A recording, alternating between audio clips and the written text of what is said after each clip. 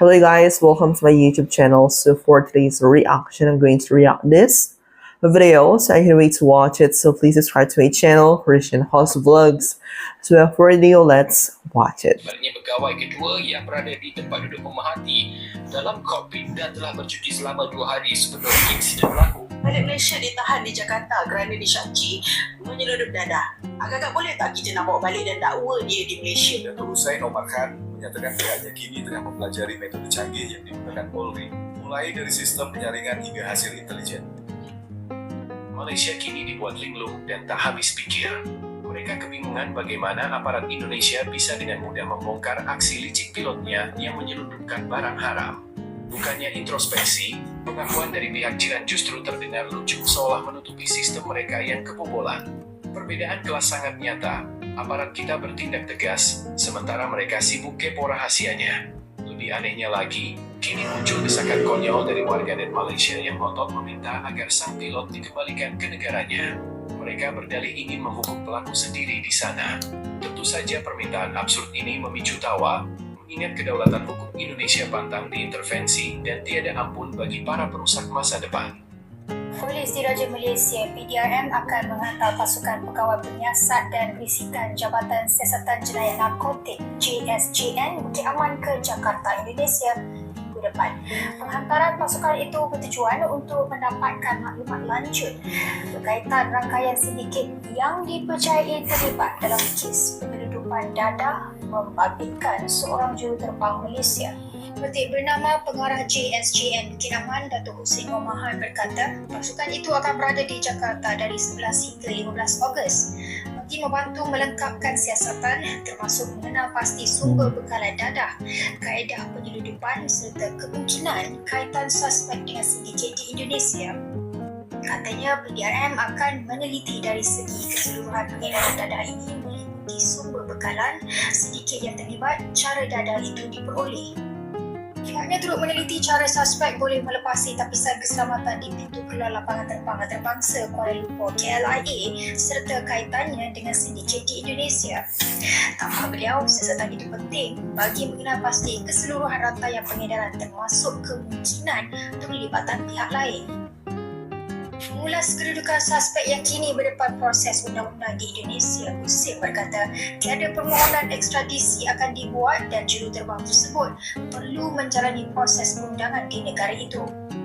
Sebelum ini, media melaporkan seorang juruterbang berusia 39 tahun ditahan pihak berkuasa Indonesia di Terminal 3, lapangan terbang antarabangsa Soekarno-Hatta selepas didakwa cuba menyeludup 25 kg dadah. Balik Malaysia ditahan di Jakarta kerana disyaki menyeludup dadah. Agak-agak boleh tak kita nak bawa balik dan dakwa dia di Malaysia instead of berada di Indonesia? Ini yang ramai salah faham. Bila dia ditahan di negara Indonesia, maknanya dia tertakluk kepada undang-undang di Indonesia. Dia akan disiasat dan akan didakwa mengikut undang-undang Indonesia. Apa yang kedutaan Malaysia boleh buat adalah memastikan dia punya hak asasi terpelihara dan juga memberi bantuan, memastikan dia boleh menghubungi keluarga dan juga peguamnya. Tapi tetap kerajaan Malaysia tidak punya kuasa untuk meminta Indonesia untuk pulangkan balik rakyat Malaysia dan membatalkan sebarang pertuduhan jika dibuat kepada rakyat Malaysia. Juruterbang Mas ditahan seluruh dadah.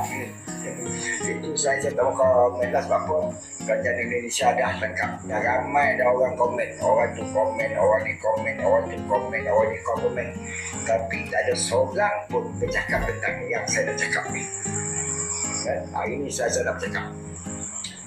Selalunya lah, kalau kita keluar negara melalui airport, segala benda berlogam kita kena buka. Bubur dalam kotak, masukkan dalam kotak asli itu. Termasuklah beg-beg yang kita bawa. Kan?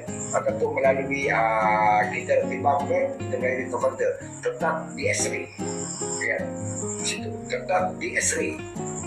Kan? Situ. Ataupun kalau ikut jalan darat, benda belakang tu tak dibuka lah macam tali pinggang ke apa kita pakai pen apa belakang kita apa, kita tidak naik pesawat tetapi beg kita tetap di X-ray untuk mengesahkan kita bawa tidak membawa benda-benda yang salah. Tetapi kenapa perkara seperti ini terjadi? lepas.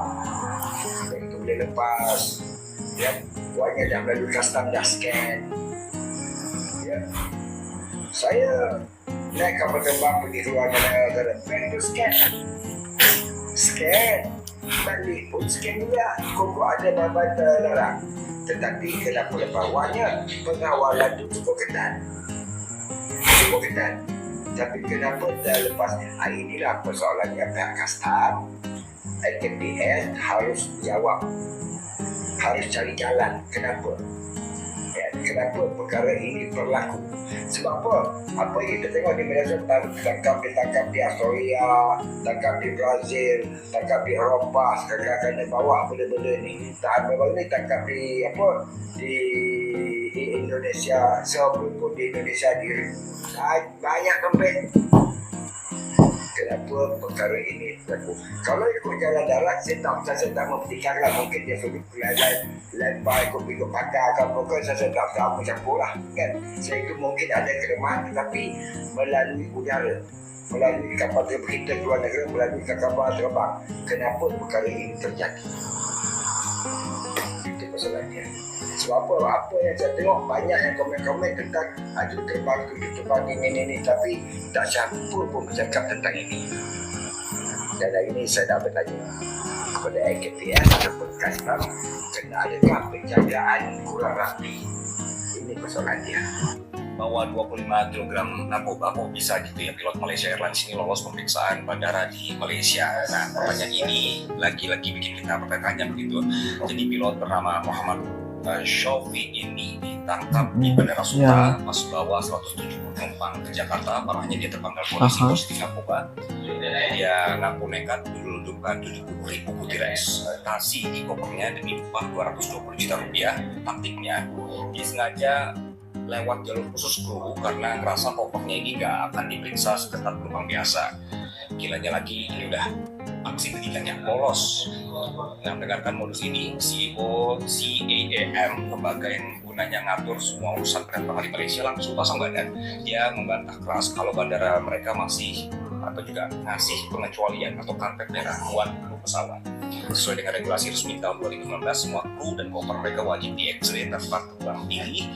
Tapi faktanya barang haram ini sebanyak ini bisa lolos sampai kabin, dan CAAM akhirnya ngaku kalau mereka lagi investigasi besar-besaran buat ngumpulin fakta kenapa sistem keamanan bandara mereka bisa bobol, dan sepandai-pandainya si pilot sembunyi. Jalurnya pun juga di tangan Bea Cukai Indonesia dan sekarang terancam hukuman mati. Prestasi membanggakan kembali ditorehkan Kepolisian Republik Indonesia di kancah internasional. Kepolisian di Raja Malaysia atau PDRM mengaku dibuat penasaran dengan cara Polri sukses membongkar kasus penyelundupan narkoba yang melibatkan seorang pilot asal Malaysia di Bandara Internasional Soekarno-Hatta. Dalam konferensi pers di Selangor, Datuk Hussein Omar Khan menyatakan pihaknya kini tengah mempelajari metode canggih yang digunakan Polri, mulai dari sistem penyaringan hingga hasil intelijen.